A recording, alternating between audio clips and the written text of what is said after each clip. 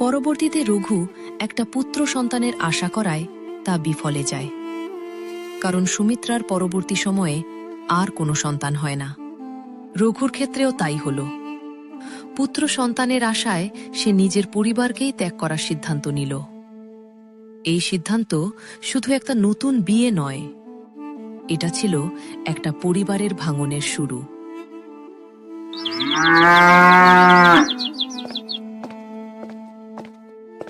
আমি আর এইভাবে বাঁচতে পারবো না।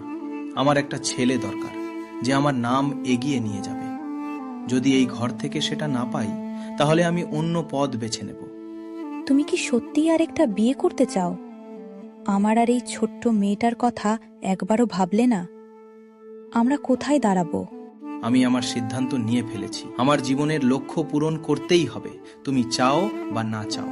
নতুন মানুষ মানেই নতুন আশা, কিন্তু সব নতুন শুরু সুখের হয় না। কমলা এই বাড়িতে পা রাখার সাথে সাথেই অজান্তেই এক অন্ধকার ছায়া ঢুকে পড়ল এই পরিবারে।